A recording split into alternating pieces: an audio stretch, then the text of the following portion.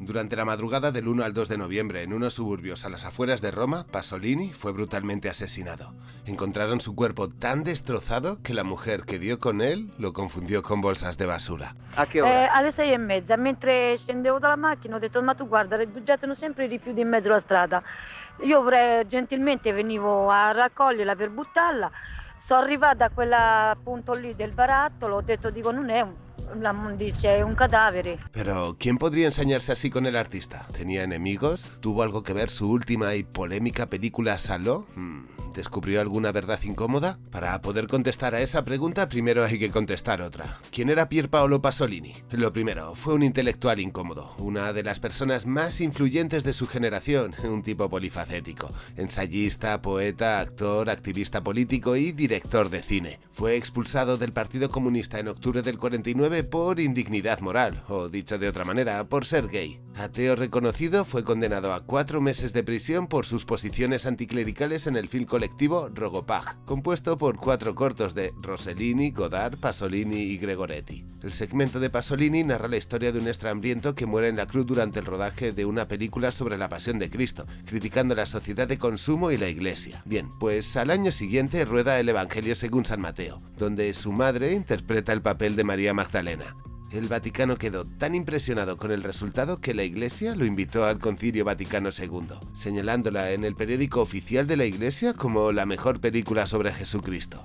Como veis, solía nadar en contradicciones. Cuestiona el desarrollo, añora una vida campesina que ya no existe, o en el mayo del 68 se puso del lado de la policía frente a los estudiantes diciendo que los primeros eran hijos de obreros y los últimos de burgueses. También estuvo en contra del aborto, argumentando que el capitalismo había deshumanizado a la sociedad al promover la idea de que la vida debe someterse a criterios de funcionalidad y eficiencia. Vamos, que de manera muy polémica protagonizó el debate cultural de la época. Ese periodo en Italia fue realmente peligroso. Son los conocidos como años de plomo, debido a la intensa violencia política, el terrorismo, la mafia y los atentados. El punto de partida se pone en la masacre de Piazza Fontana. En 1969 revientan las oficinas centrales de la Banca Nazionale de Agricultura, acabando con la vida de 17 personas e hiriendo otras 88. El golpe se lo atribuyen a las Brigadas Rojas, una formación comunista. De hecho, este fue su primer atentado. Pero con el tiempo se descubrió que eran ataques de falsa bandera organizados por neofascistas dentro del marco de la Operación Gladio, que para quien esté perdido es algo así como la réplica de la Operación Cóndor, pero para Europa.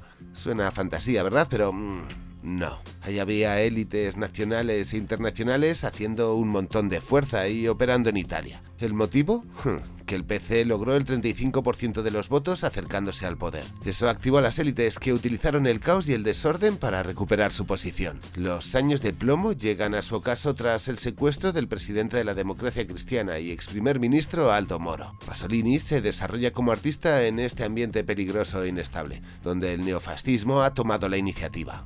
Erano gruppi di neofascisti che proprio storicamente si mescolavano anche alla criminalità comune. Certo. E tutte e due lavoravano spesso per conto terzi, come agenzie di esecuzione, no, ci sono molti casi. En esos años de plomo realizan al menos 6 atentados que suman 129 víctimas, a lo que hay que añadir cacerías y palizas casuales, como el que sufrió Pasolini. En ese contexto, en pleno corazón de los Anni di Piombo, Pasolini filma Salò, los 120 días de Sodoma. La cinta traslada la novela del Marqués de Sade a la República Social Italiana, el último régimen de Benito Mussolini, que por supuesto estaba sostenido por los nazis. Salò no solo es una de las películas más perturbadoras que jamás se han filmado, sino que escondía un fuerte subtexto político. En él señalaba que el poder actúa con total impunidad y de cómo dar rienda suelta a sus mayores perversiones no solo por el disfrute, sino para demostrar ese poder. Tal vez lo más escalofriante del metraje es que no hay héroes, no hay fuga, no hay justicia, es decir, el sistema funciona. Bueno, pues semanas antes de la muerte del director, alguien entra en los almacenes donde guarda los negativos de Salò y los secuestra para pedir un rescate de 2.000 millones de liras. unos 3 millones de dólares, algo que suponía más del triple de lo presupuestado.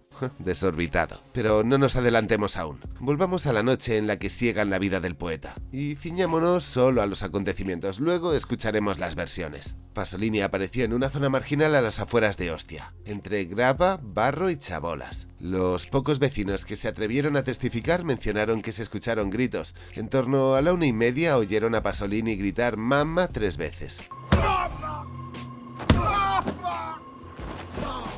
También quedaron marcas de una pelea, una camisa ensangrentada y a 70 metros de esa escena encontraron atropellado varias veces el cuerpo de Pasolini, cubierto de aceite de motor, con los testículos reventados, 9 costillas rotas y la cabeza golpeada hasta deformarla. En los alrededores solo un palo ensangrentado. Horas después encuentran a un joven de 17 años conduciendo el Alfa Romeo GT de Pierpaolo, además a toda velocidad, así que es detenido. Comprueban los papeles, registran el vehículo y descubren que es el de Pasolini, por lo que decidieron interrogar al muchacho. Este, en su primera declaración, confiesa el asesinato. He aquí la primera versión de los hechos y también la oficial. Pino Pelosi, un menor de edad, estaba haciendo la noche en una esquina. Pasolini lo encontró y lo recogió para llevarlo a un restaurante. Tras la cena, se marcharon a un espacio más recogido, lejos de las miradas indiscretas. Ahí practican sexo oral y después Pierpaolo le dijo que le iba a meter un palo en el trasero. El joven, asustado, se niega. El director se pone violento y empieza a golpearlo. Pino rápidamente se baja del coche, toma un palo y en legítima defensa lo golpea hasta que deja de moverse.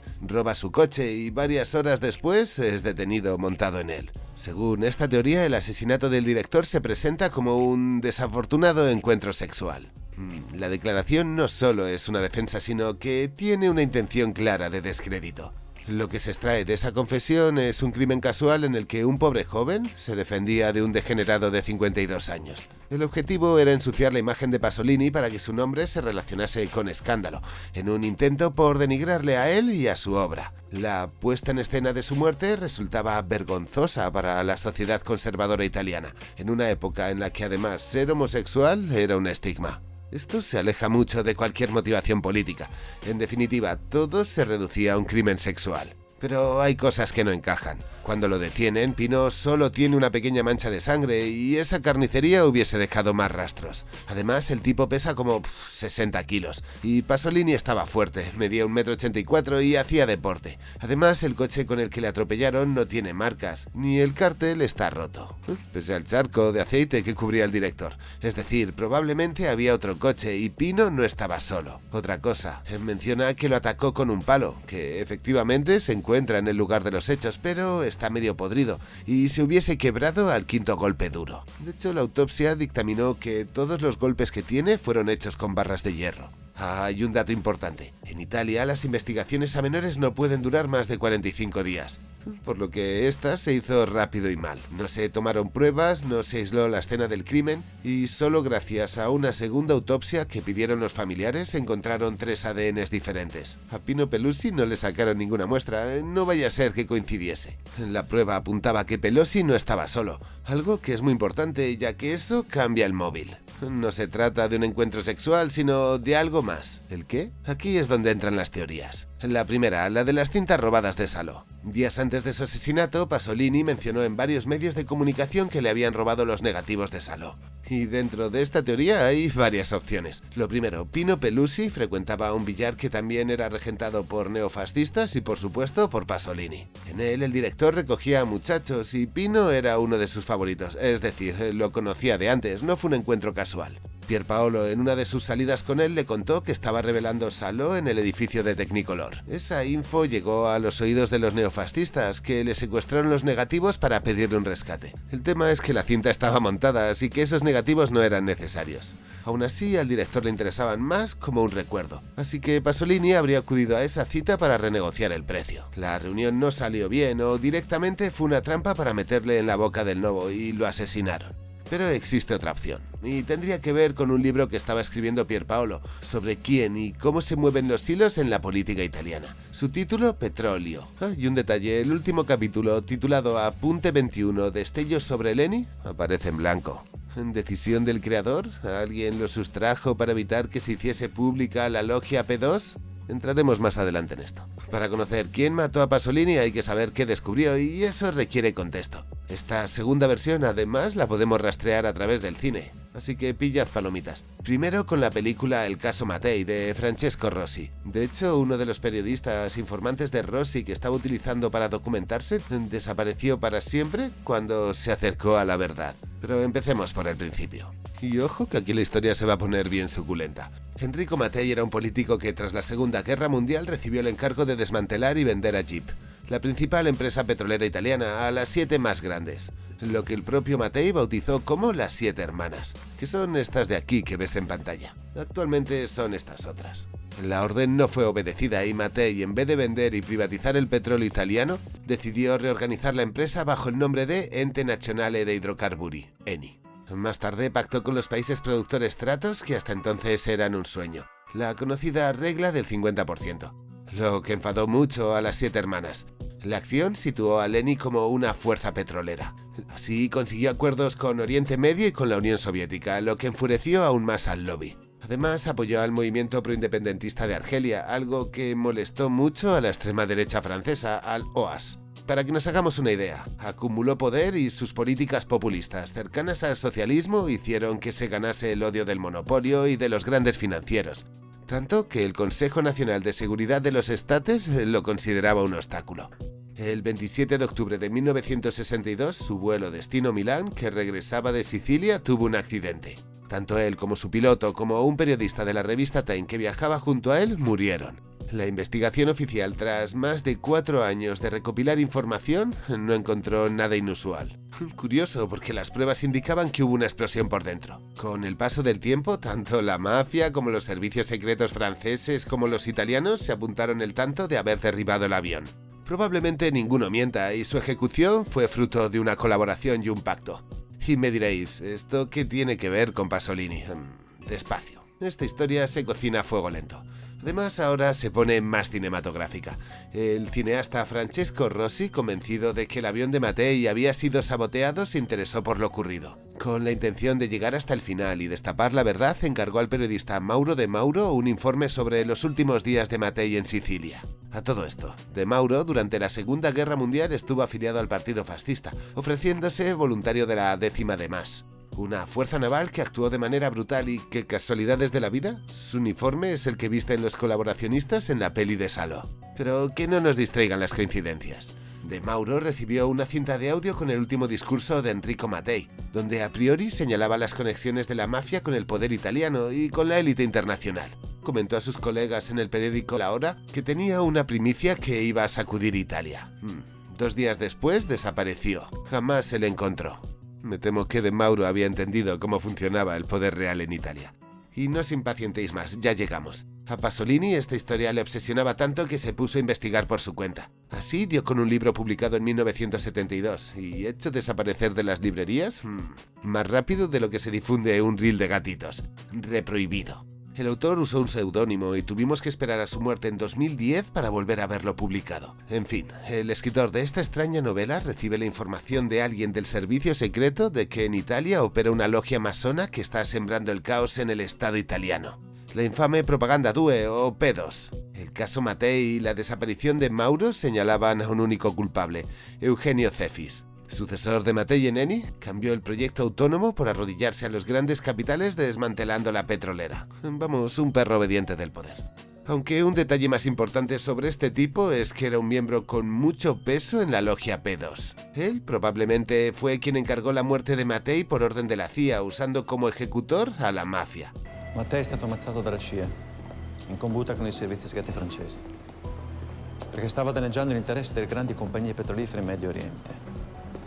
Quelli che hanno sabotato il suo aereo erano uomini della mafia, della famiglia Stefano Bontade. Ahí es donde estos 3 poderes, Estado italiano, mafia y élites internacionales, es decir, CIA y grandes empresarios de cada sector, empiezan a trabajar como un engranaje diseñado para aplastar lo que les moleste. Bien, pues en este contexto de atentados, asesinatos y desapariciones, Pasolini, el 14 de noviembre de 1974, en el Corriere della Sera, que es el periódico más importante de Italia, publica un ensayo titulado Yo sé. Io so i nomi dei responsabili di quello che viene chiamato gol.